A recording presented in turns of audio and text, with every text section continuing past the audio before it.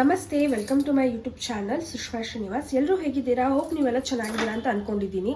ಇವತ್ತು ಗೌರಿ ಗಣೇಶ ಹಬ್ಬದ ಲಾಗ್. ಇವತ್ತು ನಮ್ಮನೇಲಿ ಗೌರಿ ಗಣೇಶ ಹಬ್ಬಕ್ಕೆ ಯಾವ್ಯಾವ ರೀತಿ ಅಡುಗೆಗಳನ್ನ ಮಾಡ್ತಿದ್ದೀವಿ, ಹಬ್ಬದ ಅಡುಗೆ ಯಾವ ರೀತಿ ಮಾಡ್ತೀವಿ ಅಂತ ಇವತ್ತಿನ ಈ ವಿಡಿಯೋದಲ್ಲಿ ಶೇರ್ ಮಾಡ್ತಾ ಇದ್ದೀನಿ. ಈ ಗೌರಿ ಗಣೇಶ ಹಬ್ಬದ ಮೆನ್ಯೂನ ನೀವು ವರಮಹಾಲಕ್ಷ್ಮಿ, ಯುಗಾದಿ ಹಬ್ಬ ಯಾವ ಹಬ್ಬಕ್ಕೆ ಬೇಕಾದರೂ ಮಾಡ್ಕೊಬಹುದು. ತುಂಬ ಚೆನ್ನಾಗಿದೆ. ವಿಡಿಯೋ ಕೊನೆ ತನಕ ನೋಡಿ, ಎಲ್ರಿಗೂ ತುಂಬ ಇಷ್ಟ ಆಗುತ್ತೆ ಈ ವಿಡಿಯೋ. ಮತ್ತು ಇನ್ನೂ ಯಾರೆಲ್ಲ ನಮ್ಮ ಚಾನಲ್ನ ಸಬ್ಸ್ಕ್ರೈಬ್ ಮಾಡ್ಕೊಳ್ದೇ ನೋಡ್ತಾ ಇದ್ದೀರಾ, ದಯವಿಟ್ಟು ನಮ್ಮ ಚಾನಲ್ನ ಸಬ್ಸ್ಕ್ರೈಬ್ ಮಾಡ್ಕೊಂಡು ನೋಡಿ. ಆಲ್ರೆಡಿ ಸಬ್ಸ್ಕ್ರೈಬ್ ಆಗಿರೋರಿಗೆ ಥ್ಯಾಂಕ್ ಯು ಸೋ ಮಚ್ ಅಂತ ಹೇಳ್ತಾ ಬನ್ನಿ ವಿಡಿಯೋ ಸ್ಟಾರ್ಟ್ ಮಾಡೋಣ. ಗೌರಿ ಗಣೇಶ ಹಬ್ಬದ ಸ್ಪೆಷಲ್ಗೆ ಒಂದೊಳ್ಳೆ ಲಂಚ್ನ ಪ್ರಿಪೇರ್ ಮಾಡಿದ್ದೀನಿ. ಏನೇನಂತ ಅಂದರೆ ಒಬ್ಬಟ್ಟು, ತೊಗರಿಬೇಳೆ ಒಬ್ಬಟ್ಟು ಆರೋಗ್ಯಕ್ಕೆ ತುಂಬ ಒಳ್ಳೆಯದು ಮತ್ತು ತುಂಬ ಟೇಸ್ಟಿಯಾಗಿರುತ್ತೆ ಈ ತೊಗರಿಬೇಳೆ ಒಬ್ಬಟ್ಟು. ಮತ್ತು ಹಪ್ಪಳ, ಆಲೂಗೆಡ್ಡೆ ಬೋಂಡ, ಕೋಸಂಬರಿ, ಕಾಳುಗೊಜ್ಜು, ನಿಂಬೆಹಣ್ಣಿನ ಚಿತ್ರಾನ್ನ, ಕರ್ಜಿಕಾಯಿ, ಒಬ್ಬಟ್ಟಿನ ಸಾರು, ಮೊಸರು ಅನ್ನ ಇದೆಲ್ಲನೂ ಇನ್ಕ್ಲೂಡ್ ಆಗಿದೆ ಇವತ್ತಿನ ಹಬ್ಬದ ಊಟದಲ್ಲಿ. ಇದು ತುಂಬ ಟೇಸ್ಟಿಯಾಗಿರುತ್ತೆ, ರುಚಿಯಾಗಿರುತ್ತೆ, ಸಿಂಪಲ್ಲಾಗಿ ಬೇಗನೂ ಸಹ ಮಾಡ್ಕೊಬಹುದು. ಬನ್ನಿ ಯಾವ್ಯಾವ ರೀತಿ ಎಲ್ಲ ಮಾಡ್ಕೊಂಡಿದ್ದೀನಿ, ಈಸಿಯಾಗಿ ಹೇಗೆ ನಾನು ಈ ಹಬ್ಬದ ಊಟನ ಪ್ರಿಪೇರ್ ಮಾಡ್ಕೊಂಡಿದ್ದೀನಿ ನೋಡೋಣ. ಮೊದಲಿಗೆ ನಾನು ಒಬ್ಬಟ್ಟು ಮಾಡ್ಕೊಳ್ಳೋದಕ್ಕೆ ಕನಕಾನ ಕಲಸಿಟ್ಕೊತಾ ಇದ್ದೀನಿ. 1 ಲೋಟ ಚಿರೋಟಿ ರವೆ ಮತ್ತು 1 ಲೋಟ ಮೈದಾ ಹಿಟ್ಟನ್ನು ಜಡಿ ಮಾಡಿಕೊಂಡು ಹಿಟ್ಟನ್ನು ಕಲಿಸ್ಕೊಳ್ತಾ ಇದ್ದೀನಿ. 1 ಲೋಟ ಅಂದರೆ 1/4 kg ಬರುತ್ತೆ. 1 ಲೋಟ ಚಿರೋಟಿ ರವೆ, 1 ಲೋಟ ಮೈದಾ ಹಿಟ್ಟು ಅಂದರೆ ಅರ್ಧ kg ಆಯಿತು. ಜರಡಿ ಮಾಡ್ಕೊಂಡಾದಮೇಲೆ ಚಿಟಿಕೆ ಅರಿಶಿನ ಮತ್ತು ಚಿಟಿಕೆ ಉಪ್ಪನ್ನು ಹಾಕಿ ಡ್ರೈ ಮಿಕ್ಸ್ ಮಾಡ್ಕೊತಾ ಇದ್ದೀನಿ. 2 ಟೇಬಲ್ ಸ್ಪೂನ್ ಎಣ್ಣೆನ ಹಾಕ್ಕೊಂಡಿದ್ದೀನಿ. ಎಣ್ಣೆ ಹಾಕ್ಕೊಂಡು ಚೆನ್ನಾಗಿ ಮಿಕ್ಸ್ ಮಾಡ್ಕೊತಾ ಇದ್ದೀನಿ. ಸ್ವಲ್ಪನೇ ನೀರನ್ನು ಹಾಕ್ಕೊಂಡು ಚೆನ್ನಾಗಿ ಕಲಿಸ್ಕೋಬೇಕು. ಒಬ್ಬಟ್ಟು ಪರ್ಫೆಕ್ಟಾಗಿ ಬರಬೇಕು ಅಂದರೆ ಕನಕನ ತುಂಬ ಚೆನ್ನಾಗಿ ಕಲಿಸ್ಕೋಬೇಕು. ಸಾಫ್ಟಾಗಿ ಸ್ಮೂತಾಗಿ ಕಲಿಸ್ಕೊಳ್ಳಿ.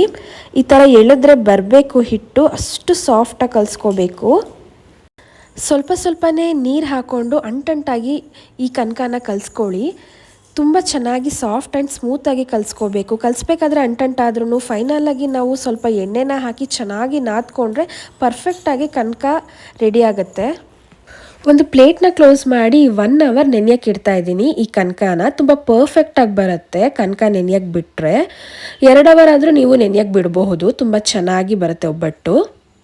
ನೆಕ್ಸ್ಟು ನಾನಿಲ್ಲಿ ಕೋಸಂಬರಿನ ಮಾಡ್ಕೊಳ್ಳೋದಕ್ಕೆ 1 ಕಪ್ ಆಗೋಷ್ಟು ಹೆಸರು ಬೇಳೆನ ಚೆನ್ನಾಗಿ ವಾಶ್ ಮಾಡಿ 1 ಗಂಟೆಗಳ ಕಾಲ ನೀರಲ್ಲಿ ನೆನೆಯೋಕ್ಕೆ ಬಿಡ್ತಾ ಇದ್ದೀನಿ.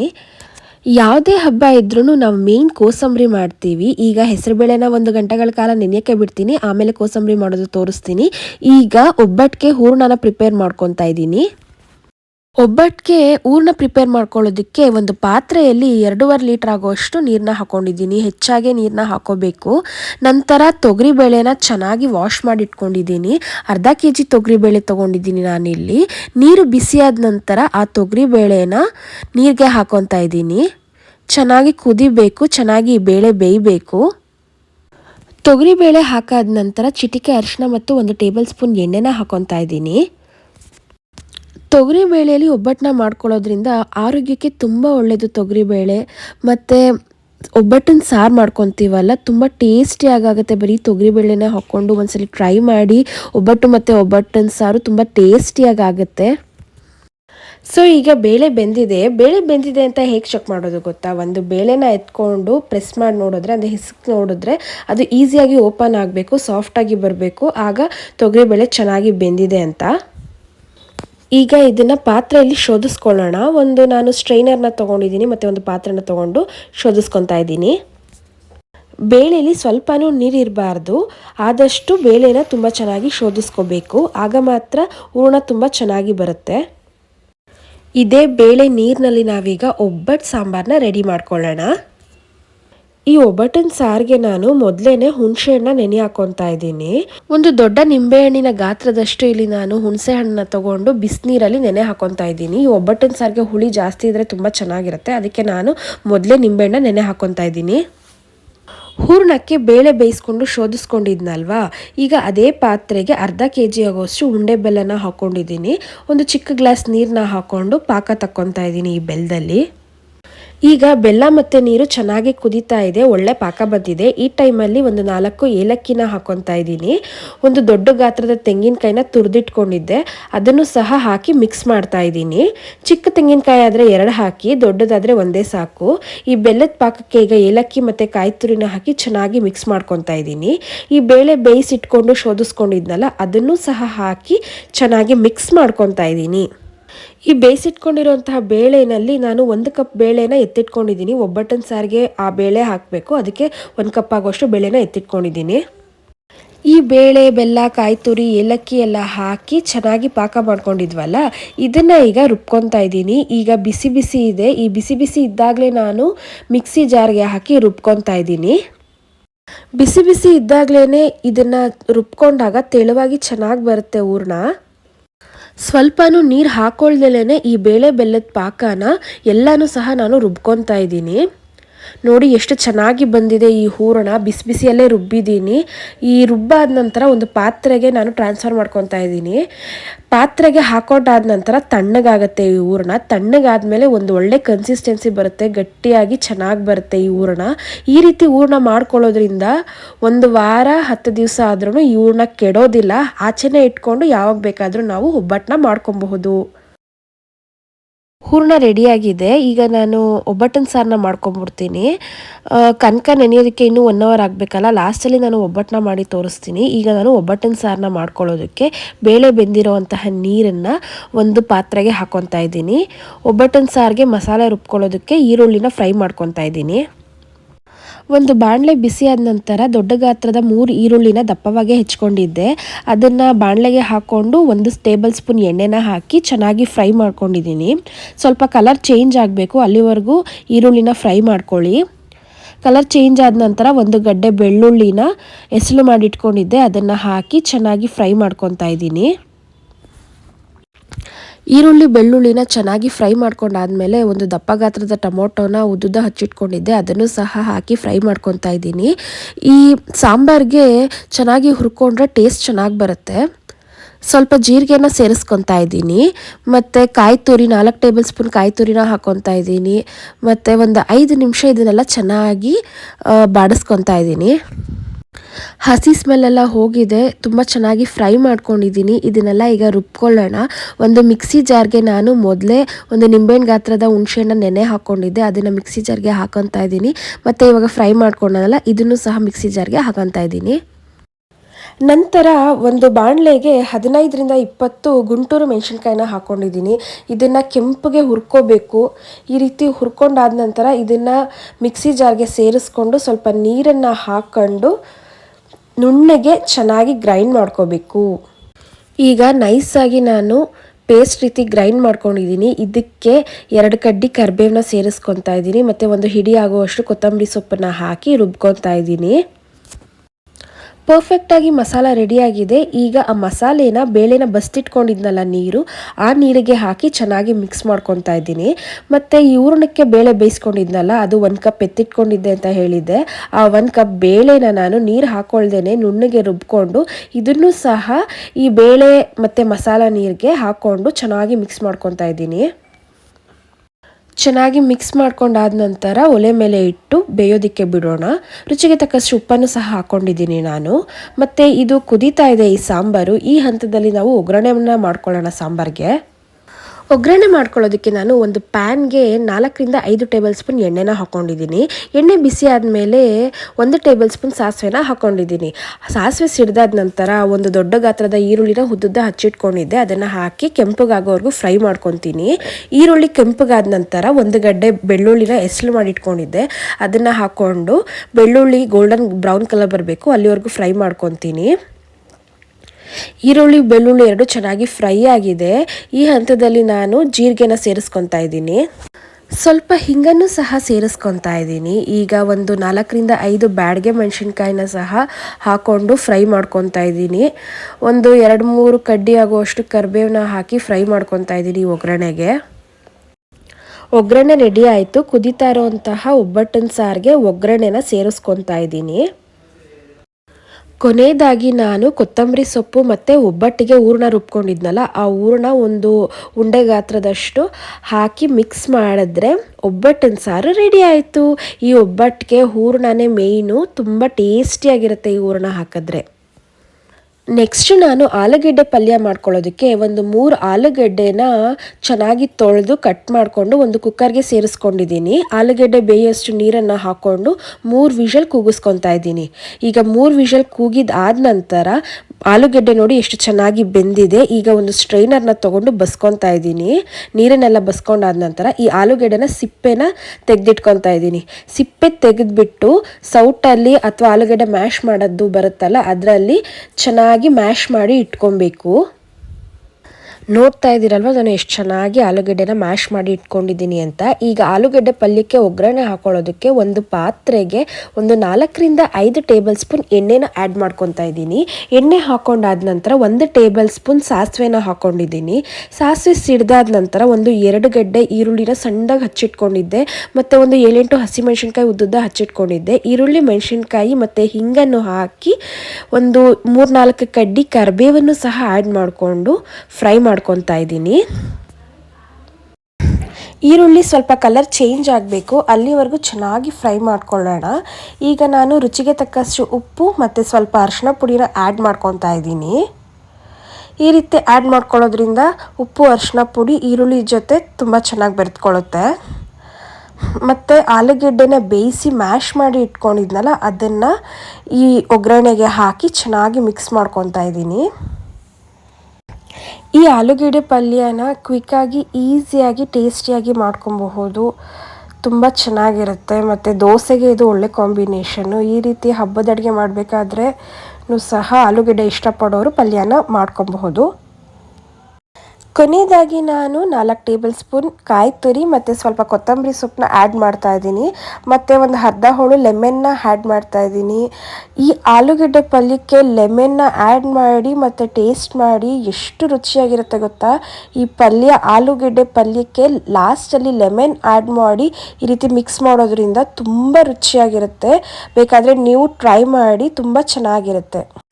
ನೆಕ್ಸ್ಟ್ ರೆಸಿಪಿ ನಾನು ಕಡಲೆಕಾಳು ಗೊಜ್ಜು ಮಾಡ್ತಾಯಿದ್ದೀನಿ. ಕಡಲೆಕಾಳು ಗೊಜ್ಜು ಮಾಡೋದಕ್ಕೆ ಕಡಲೆಕಾಳನ್ನ ನಾನು ನೆನ್ನೆ ರಾತ್ರಿಯೇ ನೆನೆ ಹಾಕ್ಕೊಂಡಿದ್ದೀನಿ ನೀರಲ್ಲಿ. 8 ಅವರ್ ನೆಂದಿದೆ.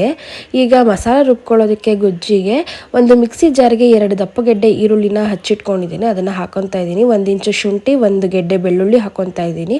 ಹೋಲ್ ಸ್ಪೈಸಸ್ನ ಹಾಕೊತಾ ಇದ್ದೀನಿ ಮತ್ತು 3 ಟೇಬಲ್ ಸ್ಪೂನ್ ಹುರ್ಗಡ್ಲೆನ ಹಾಕೊತಾ ಇದ್ದೀನಿ ಫ್ರೆಂಡ್ಸ್. ಇಲ್ಲಿ 2 ಟೇಬಲ್ ಸ್ಪೂನ್ ಕಾಯಿ ತುರಿನ ಸೇರಿಸ್ಕೊತಾ ಇದ್ದೀನಿ. 1 ಟೇಬಲ್ ಸ್ಪೂನ್ ಚಿಲ್ಲಿ ಪೌಡರ್ನ ಆ್ಯಡ್ ಮಾಡ್ಕೊತಾ ಇದ್ದೀನಿ. 1 ಟೊಮ್ಯಾಟೊ ಹಣ್ಣನ್ನು ಹಚ್ಚಿಟ್ಕೊಂಡಿದ್ದೆ, ಅದನ್ನು ಸಹ ಮಿಕ್ಸಿ ಜಾರ್ಗೆ ಆ್ಯಡ್ ಮಾಡ್ಕೊತಾ ಇದ್ದೀನಿ. ಸ್ವಲ್ಪ ನೀರನ್ನು ಹಾಕಿ ನುಣ್ಣಗೆ ಗ್ರೈಂಡ್ ಮಾಡ್ಕೊತಾ ಇದ್ದೀನಿ. ಗ್ರೈಂಡ್ ಮಾಡ್ಕೊಂಡಿದ್ದಾಯಿತು. ಈಗ ಲಾಸ್ಟಲ್ಲಿ ಸ್ವಲ್ಪ ಕೊತ್ತಂಬರಿ ಸೊಪ್ಪನ್ನ ಮಿಕ್ಸಿ ಜಾರ್ಗೆ ಆ್ಯಡ್ ಮಾಡಿ ಮತ್ತೆ ಗ್ರೈಂಡ್ ಮಾಡ್ಕೊತಾ ಇದ್ದೀನಿ. ಕಂಪ್ಲೀಟಾಗಿ ಮಸಾಲಾನ ರುಬ್ಕೊಂಡಿದ್ದಾಯಿತು. ಈಗ ಒಂದು ಕುಕ್ಕರ್ನ ಬಿಸಿ ಮಾಡೋಕ್ಕೆ ಇಟ್ಕೊಂಡಿದ್ದೀನಿ. ಕುಕ್ಕರ್ ಬಿಸಿ ಆದ ನಂತರ ಒಂದು 4ರಿಂದ 5 ಟೇಬಲ್ ಸ್ಪೂನ್ ಎಣ್ಣೆನ ಹಾಕ್ಕೊತಾ ಇದ್ದೀನಿ. ಎಣ್ಣೆ ಬಿಸಿ ಆದಮೇಲೆ 1 ಈರುಳ್ಳಿನ ಸಣ್ಣದಾಗಿ ಹಚ್ಚಿಟ್ಕೊಂಡಿದ್ದೆ, ಅದನ್ನು ಆ್ಯಡ್ ಮಾಡ್ಕೊತಾ ಇದ್ದೀನಿ. ಎಣ್ಣೆಯಲ್ಲಿ ಆನಿಯನ್ನ ಸ್ವಲ್ಪ ಫ್ರೈ ಮಾಡ್ಕೊಳ್ಳೋಣ. ಫ್ರೈ ಮಾಡ್ಕೊಂಡಾದ ನಂತರ ಸ್ವಲ್ಪ ತರಕಾರಿನ ಆ್ಯಡ್ ಮಾಡ್ಕೊತಾ ಇದ್ದೀನಿ. ನಾನಿಲ್ಲಿ ರಾಜ್ಮಾ, ಕ್ಯಾರೆಟು, ಬೀನ್ಸು, ಆಲೂಗಡ್ಡೆ, ನೋಕಲ್ಲು ಇಷ್ಟನ್ನು ಸಹ ಕುಕ್ಕರ್ಗೆ ಆ್ಯಡ್ ಮಾಡ್ಕೊತಾ ಇದ್ದೀನಿ. 1 ಗ್ಲಾಸ್ ಕಡಲೆಕಾಳನ್ನು 8 ಅವರ್ ನೆನೆಸಿದ್ನಲ್ಲ, ಆ ನೆನೆಸಿರೋ ಕಡಲೆಕಾಳನ್ನು ಸಹ ನಾನು ಇಲ್ಲಿ ಆ್ಯಡ್ ಮಾಡ್ಕೊತಾ ಇದ್ದೀನಿ. ಮತ್ತು ನಾನು ಈ ಬಿಳಿ ಬದನೆಕಾಯಿನೂ ಸಹ ಆ್ಯಡ್ ಮಾಡ್ತಾ ಇದ್ದೀನಿ. ಒಂದು 4 ಬಿಳಿ ಬದನೆಕಾಯಿನ ಕಟ್ ಮಾಡಿ ಇಟ್ಕೊಂಡಿದ್ದೀನಿ, ಇದನ್ನು ಸಹ ಹಾಕ್ಕೊತಾ ಇದ್ದೀನಿ. ಇವೆಲ್ಲವನ್ನು ಚೆನ್ನಾಗಿ ಮಿಕ್ಸ್ ಮಾಡ್ಕೋಬೇಕು. ಮಿಕ್ಸ್ ಮಾಡ್ಕೊಂಡಾದ ನಂತರ ಒಂದು ಟೊಮೆಟೊ ಹಣ್ಣನ್ನ ಕಟ್ ಮಾಡಿ ಇಟ್ಕೊಂಡಿದ್ದೆ, ಅದನ್ನು ಸಹ ಆ್ಯಡ್ ಮಾಡ್ಕೊತಾ ಇದ್ದೀನಿ. ಮತ್ತು ರುಚಿಗೆ ತಕ್ಕಷ್ಟು ಉಪ್ಪನ್ನು ಹಾಕ್ಕೊತಾ ಇದ್ದೀನಿ. ನಾನಿಲ್ಲಿ ಕಲ್ಲುಪ್ಪನ್ನು ಬಳಸ್ತಾ ಇದ್ದೀನಿ. 3 ಟೇಬಲ್ ಸ್ಪೂನ್ ಧನಿಯಾ ಪೌಡರ್ನ ಆ್ಯಡ್ ಮಾಡ್ಕೊತಾ ಇದ್ದೀನಿ. ಧನಿಯಾ ಪೌಡರು, ಉಪ್ಪು ಎಲ್ಲ ಚೆನ್ನಾಗಿ ಈ ತರಕಾರಿಗೆ ಹಿಡ್ಕೊಳ್ಬೇಕು. ಆ ರೀತಿ ಮಿಕ್ಸ್ ಮಾಡ್ಕೊಳ್ಳಿ. ಮಿಕ್ಸ್ ಮಾಡ್ಕೊಂಡಾದ ನಂತರ ಮಸಾಲ ರುಬ್ಕೊಂಡಿದ್ನಲ್ಲ, ಅದನ್ನು ಕುಕ್ಕರ್ಗೆ ಆ್ಯಡ್ ಮಾಡ್ಕೊತಾ ಇದ್ದೀನಿ. ಮಿಕ್ಸಿ ಜಾರ್ಗೆ ಸ್ವಲ್ಪ ನೀರನ್ನು ಹಾಕಿ ಈ ರೀತಿ ಮಿಕ್ಸ್ ಮಾಡಿ ಕುಕ್ಕರ್ಗೆ ಆ ನೀರನ್ನು ಸಹ ಹಾಕೋಬೇಕು. ರುಬ್ಬಿರೋಂತಹ ಮಸಾಲ ನೀರನ್ನು ಸಹ ಹಾಕೋಬೇಕು. ಮತ್ತು ಒಂದೊಳ್ಳೆ ಮಿಕ್ಸ್ ಕೊಡಿ. ಚೆನ್ನಾಗಿ ಮಿಕ್ಸ್ ಮಾಡಾದಮೇಲೆ ನೀವು ನೋಡ್ತಾ ಇರ್ಬೋದು ಕುದೀತಾ ಇದೆ. ಈ ಹಂತದಲ್ಲಿ ಕುಕ್ಕರ್ ಲಿಡ್ನ ಕ್ಲೋಸ್ ಮಾಡಿ 3 ವಿಷಲ್ ಕೂಗಿಸ್ಕೊಂಡ್ರೆ ಈ ಕಡಲೆಕಾಳು ಗೊಜ್ಜು ಅಥವಾ ಕೂಟು ರೆಡಿ ಆಗುತ್ತೆ. ಒಬ್ಬಟ್ಟಿಗೆ ಒಂದು ಒಳ್ಳೆ ಕಾಂಬಿನೇಷನ್ ಅಂತಲೇ ಹೇಳ್ಬೋದು. ಒಬ್ಬಟ್ಟು ಊಟದಲ್ಲಿ ಇದು ಇದ್ದೇ ಇರುತ್ತೆ, ಈ ಕಡಲೆಕಾಳು ಗೊಜ್ಜು ಅಥವಾ ಕೂಟು. ತುಂಬ ಟೇಸ್ಟಿಯಾಗಿರುತ್ತೆ, ತುಂಬ ರುಚಿಯಾಗಿರುತ್ತೆ. ಇದು ಬೇಗನೂ ಸಹ ಮಾಡ್ಕೋಬಹುದು. ತರಕಾರಿ ಕಡಲೆಕಾಳು ಎಲ್ಲ ಹಾಕಿರೋದ್ರಿಂದ ಆರೋಗ್ಯಕ್ಕೂ ಸಹ ತುಂಬ ಒಳ್ಳೆಯದು. ನೆಕ್ಸ್ಟು ಕೋಸಂಬರಿನ ಹೇಗೆ ಮಾಡ್ಕೊಳ್ಳೋದು ಅಂತ ನೋಡೋಣ ಬನ್ನಿ. 2 ಅವರ್ ಮುಂಚೆನೇ ನಾನು ಹೆಸರುಬೇಳೆನ ನೀರಲ್ಲಿ ನೆನೆ ಹಾಕ್ಕೊಂಡಿದ್ದೆ. ಈಗ ಅದನ್ನು ಶೋಧಿಸ್ಕೊಂಡು ಒಂದು ಬೌಲ್ಗೆ ಹಾಕ್ಕೊಂಡಿದ್ದೀನಿ. ಹೆಸರುಬೇಳೆ ಆದ ನಂತರ ಒಂದು ದೊಡ್ಡ ಕ್ಯಾರೆಟ್ನ ತುರಿದಿಟ್ಕೊಂಡಿದ್ದೆ, ಅದನ್ನು ಸಹ ಬೌಲ್ಗೆ ಟ್ರಾನ್ಸ್ಫರ್ ಮಾಡ್ಕೊಂಡಿದ್ದೀನಿ. ಮತ್ತು ಒಂದು ಸೌತೆಕಾಯಿನ ತುರಿದಿಟ್ಕೊಂಡಿದ್ದೆ, ಅದನ್ನು ಹಾಕ್ಕೊತಾ ಇದ್ದೀನಿ. ಒಂದು 5 ಟೇಬಲ್ ಸ್ಪೂನ್ ಕಾಯಿ ತುರಿನ ಸೇರಿಸ್ಕೊತಾ ಇದ್ದೀನಿ. ಒಂದು 3ರಿಂದ 4 ಹಸಿಮೆಣ್ಸಿನ್ಕಾಯಿನ ಸಣ್ಣದಾಗಿ ಹಚ್ಚಿಟ್ಕೊಂಡಿದ್ದೆ, ಅದನ್ನು ಸಹ ಹಾಕ್ಕೊತಾ ಇದ್ದೀನಿ. ಮತ್ತು ಅರ್ಧ ಹೋಳು ನಿಂಬೆಹಣ್ಣು ಹಿಂಡ್ಕೊತಾ ಇದ್ದೀನಿ. ಸ್ವಲ್ಪ ಕೊತ್ತಂಬರಿ ಸೊಪ್ಪನ್ನ ಆ್ಯಡ್ ಮಾಡ್ಕೊಳ್ಳಿ. ಮತ್ತು ಒಂದು ಟೀ ಸ್ಪೂನ್ ಅಂತಾರಲ್ವ, ಅದರಲ್ಲಿ ಸ್ವಲ್ಪ ಕಾಳು ಮೆಣಸಿನ ಪುಡಿನ ಹಾಕ್ಕೊಳ್ಳಿ. ಇಷ್ಟನ್ನು ಹಾಕ್ಕೊಂಡಾದ್ಮೇಲೆ ಈಗ ಈ ಕೋಸಂಬರಿಗೆ ನಾನು ಒಗ್ಗರಣೆನ ಮಾಡ್ಕೊತಾ ಇದ್ದೀನಿ. ಒಗ್ಗರಣೆ ಮಾಡ್ಕೊಳ್ಳೋದಕ್ಕೆ ಒಂದು ಚಿಕ್ಕ ಪ್ಯಾನ್ಗೆ 2 ಟೇಬಲ್ ಸ್ಪೂನ್ ಎಣ್ಣೆ ಹಾಕ್ಕೊಂಡಿದ್ದೀನಿ. 1 ಟೀ ಸ್ಪೂನ್ ಸಾಸಿವೆ ಹಾಕ್ಕೊತಾ ಇದ್ದೀನಿ. ಸಾಸಿವೆ ಸಿಡಿದಾದ ನಂತರ ಸ್ವಲ್ಪ ಜೀರಿಗೆನ ಆ್ಯಡ್ ಮಾಡ್ಕೊತಾ ಇದ್ದೀನಿ. ನೆಕ್ಸ್ಟು ಇಂಗನ್ನು ಆ್ಯಡ್ ಮಾಡ್ಕೊತಾ ಇದ್ದೀನಿ. 1ರಿಂದ 2 ಬ್ಯಾಡಗಿ ಮೆಣಸಿನ್ಕಾಯಿನೂ ಸಹ ಒಗ್ಗರಣೆಗೆ ಆ್ಯಡ್ ಮಾಡ್ಕೊತಾ ಇದ್ದೀನಿ. ಒಂದು 2ರಿಂದ 3 ಕಡ್ಡಿ ಕರಿಬೇವನ್ನ ಹಾಕ್ಕೊಳ್ಳಿ. ಇದೆಲ್ಲನೂ ಚೆನ್ನಾಗಿ ಮಿಕ್ಸ್ ಮಾಡಿಕೊಂಡ್ರೆ ಒಗ್ಗರಣೆ ರೆಡಿ ಆಗುತ್ತೆ. ಈ ಒಗ್ಗರಣೆನ ಕೋಸಂಬರಿಗೆ ಹಾಕಿ ಚೆನ್ನಾಗಿ ಮಿಕ್ಸ್ ಮಾಡ್ಕೊಳ್ಳೋಣ. ಈಗ ಕೋಸಂಬರಿ ರೆಡಿಯಾಗಿದೆ. ನಾನು ಉಪ್ಪನ್ನು ಈಗಲೇ ಹಾಕ್ಕೊತಾ ಇಲ್ಲ. ಉಪ್ಪನ್ನು ಹಾಕ್ಕೊಂಡ್ರೆ ಹೆಸರುಬೇಳೆ ನೀರು ಬಿಟ್ಕೊಂಡ್ಬಿಡುತ್ತೆ. ಅದಕ್ಕೇ ಎಲ್ಲ ಅಡುಗೆಗಳು ಆದಮೇಲೆ ಲಾಸ್ಟಲ್ಲಿ ಎಲೆ ಮೇಲೆ ಬಡಿಸ್ಕೊತೀವಲ್ಲ, ಆಗ ಸ್ವಲ್ಪ ಉಪ್ಪನ್ನು ಆ್ಯಡ್ ಮಾಡ್ಕೊತೀನಿ. ಬಜ್ಜಿ ಹಿಟ್ಟನ್ನ ಕಲಿಸ್ಕೊತಾ ಇದ್ದೀನಿ. ಈಗ 1 ಕಪ್ಪು ಕಡಲೆ ಹಿಟ್ಟನ್ನ ಹಾಕ್ಕೊಂಡಿದ್ದೀನಿ. 3 ಟೇಬಲ್ ಸ್ಪೂನ್ ಅಕ್ಕಿ ಹಿಟ್ಟನ್ನ ಹಾಕ್ಕೊತಾ ಇದ್ದೀನಿ. ಅಡುಗೆ ಸೋಡಾ 2 ಚಿಟಿಕೆ ಹಾಕ್ಕೊತಾ ಇದ್ದೀನಿ. ರುಚಿಗೆ ತಕ್ಕಷ್ಟು ಉಪ್ಪನ್ನು ಆ್ಯಡ್ ಮಾಡ್ಕೊತಾ ಇದ್ದೀನಿ. ಸ್ವಲ್ಪ ಹಿಂಗನ್ನು ಸೇರಿಸ್ಕೊತಾ ಇದ್ದೀನಿ. ಅರ್ಧ ಟೇಬಲ್ ಸ್ಪೂನ್ ಚಿಲ್ಲಿ ಪೌಡರ್ನ ಹಾಕ್ಕೊತಾ ಇದ್ದೀನಿ. ಇದೆಲ್ಲನೂ ಒಂದೊಳ್ಳೆ ಡ್ರೈ ಮಿಕ್ಸ್ ಕೊಡೋಣ. ನಂತರ 1 ಟೇಬಲ್ ಸ್ಪೂನ್ ಎಣ್ಣೆನ ಹಾಕ್ಕೊಂಡು ಚೆನ್ನಾಗಿ ಮಿಕ್ಸ್ ಮಾಡ್ಕೋಬೇಕು. ಮತ್ತು ಸ್ವಲ್ಪನೇ ನೀರನ್ನು ಹಾಕ್ಕೊಂಡು ಸ್ಮೂತಾಗಿ ಕಲಿಸ್ಕೊಳ್ಳೋಣ. ನೀವು ನೋಡ್ತಾ ಇರಬಹುದು ನಾನು ಯಾವ ರೀತಿ ಬಜ್ಜಿ ಹಿಟ್ಟನ್ನು ಕಲಸಿಟ್ಕೊಂಡಿದ್ದೀನಿ ಅಂತ. ಬೆರಳಲ್ಲಿ ಎತ್ಕೊಂಡ್ರೆ ಬೆರಳಲ್ಲೂ ನಿಂತ್ಕೋಬೇಕು, ಕೆಳಗಡೆನೂ ತೊಟ್ಟಿಕ್ಬೇಕು. ಈ ರೀತಿ ಬಜ್ಜಿ ಹಿಟ್ಟನ್ನ ಕಲಿಸ್ಕೋಬೇಕು. ಈಗ ನಾನು ಆಲೂಗಡ್ಡೆ ಪಲ್ಯ ಮಾಡ್ಕೊಂಡಿದ್ನಲ್ಲ, ಅದರಲ್ಲಿ ಪುಟ್ಟು ಉಂಡೆಗಳಾಗಿ ಮಾಡ್ಕೊತಾ ಇದ್ದೀನಿ.